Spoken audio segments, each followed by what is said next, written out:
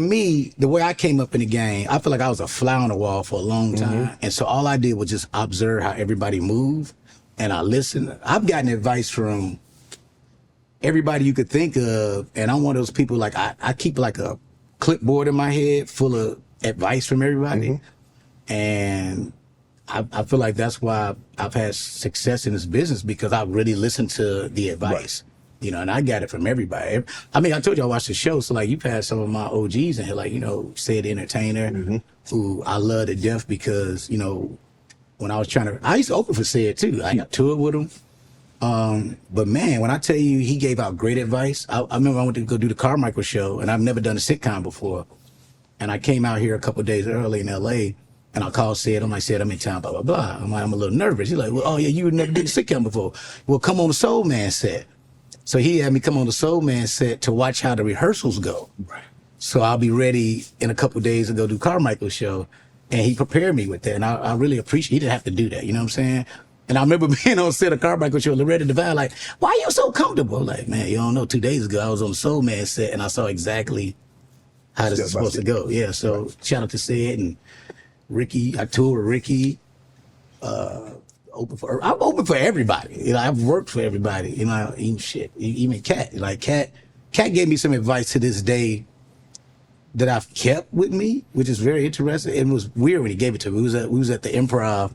D-Ray, he still do Monday nights at the Improv, and I got off stage, had a great set. And one of the Cat sent one of his homies said, like, yo, Cat want to, you know, say what's up to you. And I go say what's up to him. And he didn't really say hi or nothing. He just gave me this advice. That's all it was. I was like, oh man, what's up, man? I'm a big fan, you know, blah, blah, blah. He's like, don't let these niggas burn you out. I was like, what? Don't let these niggas burn you out. What did he mean by that? I don't know. But I took that advice and it shows up in certain times, right? I think it shows up when my team wants me to do way more stuff and I'm tired. You know what I mean? Or somebody's pushing me too much. And I'm like, nah, I don't want to be burnt out. I gotta have it together. I think, like, you know, I look at somebody like, well, you have to learn to say no. You gotta, not even just no. Or not right now. You gotta learn to pace yourself. It doesn't have to, you know, that strike the iron while it's hot thing, I think could be a little scary at times, because that means you're just gonna do whatever. But like, if you take yourself and just pace yourself, because I look at somebody, Bernie Mac's a great example, who we saw really, Bernie was working all the time. Yes. And, you know, sometimes he, you know, I think he might have a little fatigue, because he'll come to LA. He didn't live in LA. Right. So Bernie would come here and film and then literally go back to Chicago, which is crazy, right? You'll film here all week and then you fly back to Chicago just to be at your house. Like, that's a lot. And so I just wanted to make sure. Cat said that, but then Chris Rock kind of said the same thing when we talked before. And I've heard it from a bunch of veteran comics about pacing yourself and not burning yourself out. But as a young comic coming up in the game, there's a fine line between getting out and doing enough sets so people see you, so you get that big break, and not like Kat said, not burning yourself out. So where is that line? Well, in the beginning, it doesn't feel like a burnout because you grind it. You just need the stage. You just, Correct. You get the stage and the stage time, man, that's what you would do. You know what I'm saying? Like, you know, like for instance, I told you about D-Ray had the Sunday spot. Right. When I first started, once again, that was the hottest club in Chicago. And I wanted to go up every week. And so he's like, yo, you want some stage time? You got to help seat. So I helped seat the people every Sunday. Both shows, I was seating people. And I remember catching a lot of shit from comedians like, damn, how you going to do that? That's not degrading. That's not da-da-da-da. I'm like, nah, because I get a chance to go up on the hottest stage every single week in front of the biggest crowd every single week. Right. So I don't care how embarrassing it looks. Matter of fact, it gives me a cheat code. I know everybody that's in here. I know what this audience is going to be. I know what their energy is. I seated everybody in here. And so, you know, it's one of those things where, like, you know, I cared about the stage time earlier. It's just getting those reps up. And that was so important. But then it's like learning all different aspects of the game, which is why, like, you know, I think it's very important. I have to say this. It's like, everybody's journey is different. Nobody has the same journey, right? And which is why I don't like telling nobody else's story.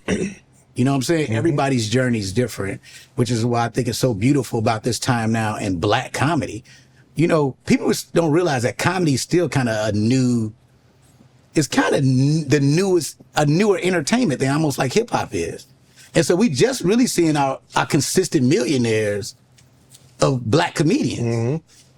This is new. Like the deals that Kevin is getting, the stuff that Cat has done, the stuff that Sid has done, the stuff Ricky's done with the radio. This is consistently still almost first generation of all this type of success. Right. And it's a bunch of people at the same time. And so like, you know, I'm excited about, like, we just have all these different things happening. We have fucking hit radio hosts. We have cats who've been on several sitcoms. We have cats who still touring arenas everywhere and selling out. We have this cat who's like, you know, you look at Kevin is selling underwear now. He got everything. You know what I mean? Yeah, yeah. It's like, you know, comics are selling shoes. Mike Epps is buying his neighborhood. Right. You know, Michael Blackson's going back to, like, it's so much happening. It's like, yo, like, I hope sometimes that people could take time. I know it's competitive what we do, but take time to be like, yo, we doing this shit. You know, we have a Jamie Foxx who won an Oscar. Yeah. A black stand-up comic. And we think about mostly everybody came from Def Jam and Comic View. True. You understand what I'm saying? Like, our people made us stars, and now everybody's crossed over. Yeah. That's great. I'm who I am because of them. You don't have a Hannibal Buress or Gerard Carmichael without all these sacrifices, which is one of the things I look at the camera. You tell me, I look at all my OGs. I love y'all. I want y'all to realize all those things you went through, saying from, like, I'm talking about all the stuff, because I've been handling a lot of stuff since Club Shay Shay, is, look, I get people who've had, you know, you've had encounters and people ask you to do things that you didn't feel comfortable with. Your nose made it easier for me to walk in. Your nose.